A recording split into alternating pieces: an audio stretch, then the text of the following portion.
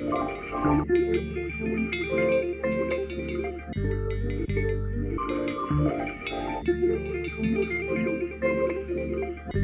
revelations continue. And it's funny because in Act 1, it starts super hard. And it's like we're drawn into this world where the beats are tough and you're really rapping. It's like stretching yourself lyrically and on the mic. But you're also still dropping these things. Yeah. Like that moment, like where you say, like, tell my mom I'm sorry. It's kind of like, you know, admitting that my mom would be really disappointed if she thought that, like, I allow myself to go back to that place again, you know? I never want to let my mom down. And, but it's kind of like that's where I'm at. And that's why I put that line in there, because it's like, it's kind of like, this is what it is. This is my reality, and this is what I'm feeling, and this is what I'm going through. And yeah, tell my mom I'm sorry. Do you still feel like, despite all the growth, that it's there, you know? Even with the tools and the therapy that it's still there in you? Do you think it'll always be there, right? Because I suffer, I'll put myself in the picture, I suffer from anxiety for real, like I really do. And I just had to accept at some point, it's always gonna be there. Yeah, I think that's something that I've come to terms with in the last 2 years. In a lot of ways, these feelings don't necessarily go away. They hide and go in hiding for a while, and then they wait for the right moment and they pop back up. Yeah. You know? Yeah. And you're like, oh, shit, I haven't felt this in 8 months. Yeah.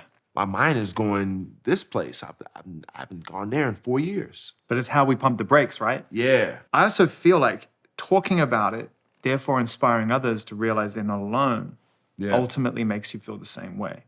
That sharing of information has mutually beneficial effects in that regard. It does. It does. Because where I'm feeling alone, I don't feel so alone when I see the response and I see that it's affecting so many people.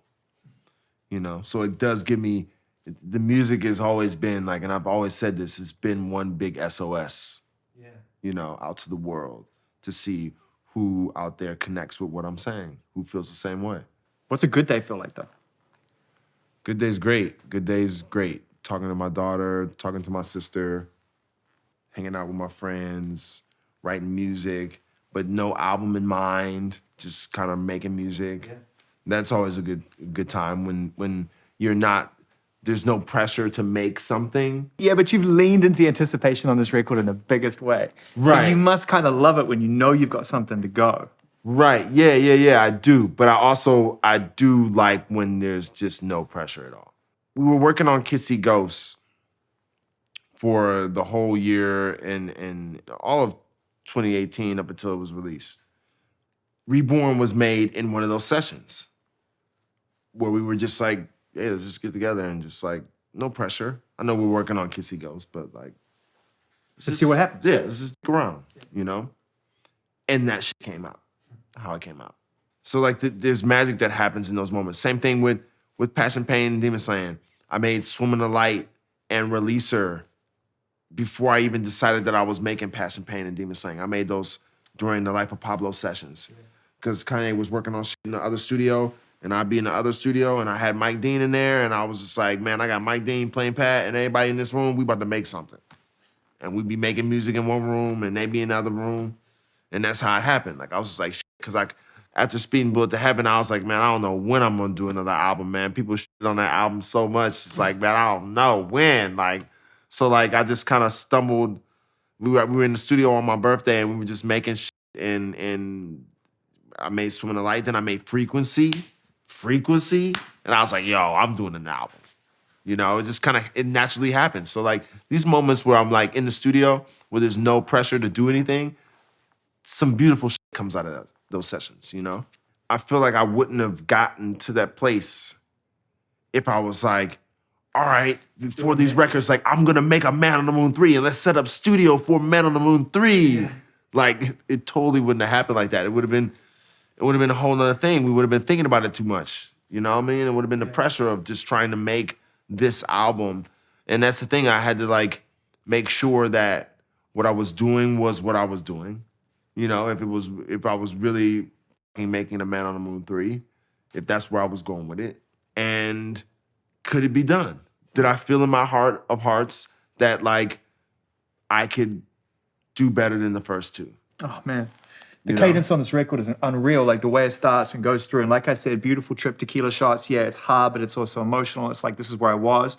I need to get out of this place. And then you just rage, Mr. Rager. Yeah. It's just you're out. And I think about like the beats and the way you rap and are moving through the, act 2. Yeah. It's just leading all the way through this unreal record with Pop Smoke, and Skepta. When did you realize that you wanted to like really rap on this? Because it's not a given with you that we're gonna get that. Yeah, early on.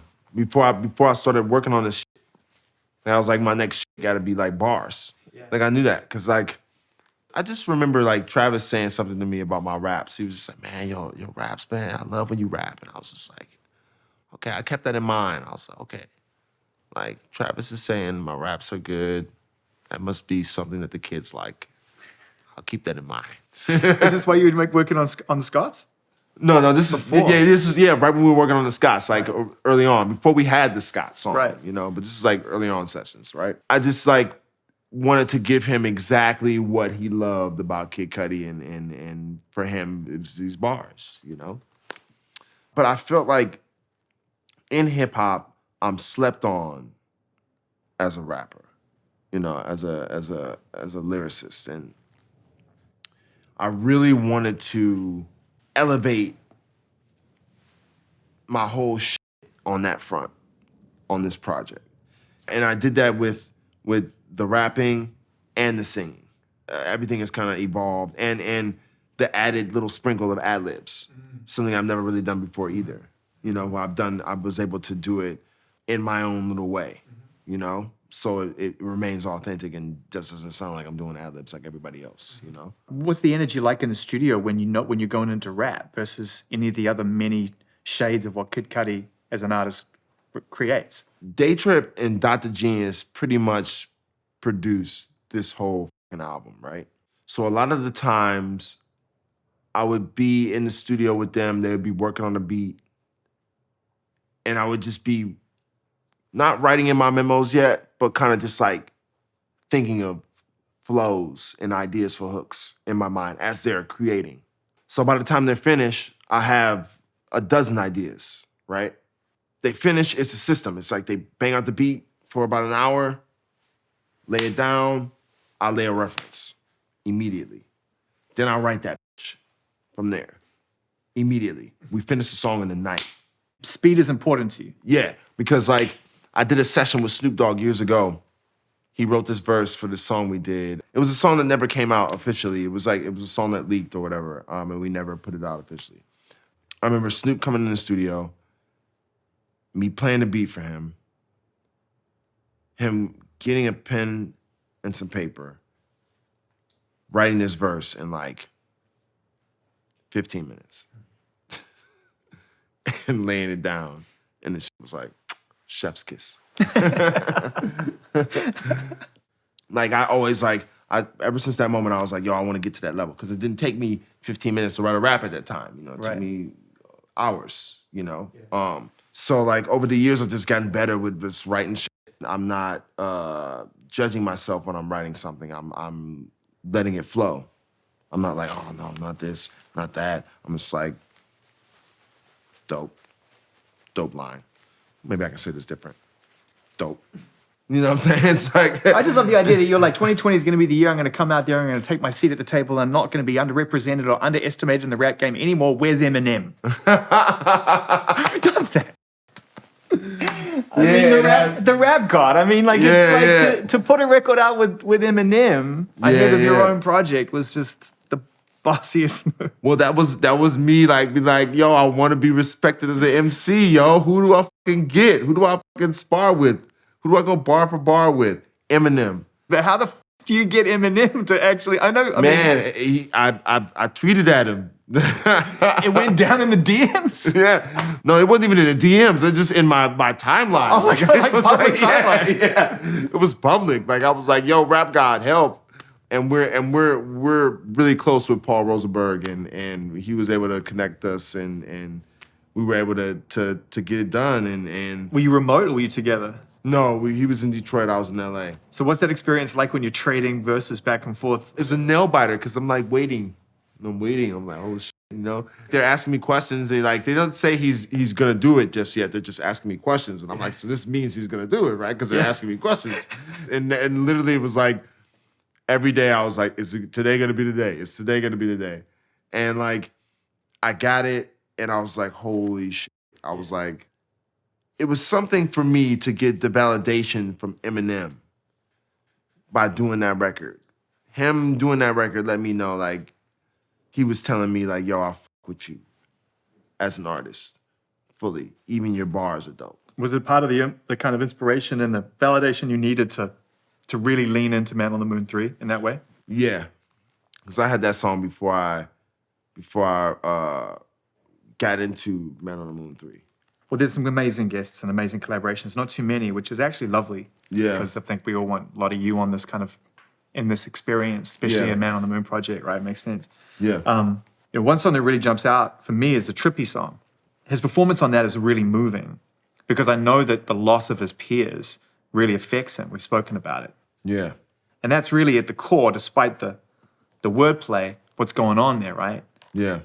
The rock star life could have gone the other way. Yeah, definitely. And I think Trippy came in, I played him a few records, and he kind of like got the tone, knew the importance of it being a Man on the Moon, and went in there and hit it out the park. Like it was like perfect, you know, like perfect subject matter, and he just rode the beat in an epic way. You know, and then it moves, you know, we talk about a song like Show Out with Skepta and with Pop Smoke. I can't recall, is that the first posthumous appearance by an artist on one of your albums? Yes. How did that feel, knowing that Pop Smoke made such an impact in such a short amount of time, 100% built a legacy, a sound, something that we all appreciate and people really miss?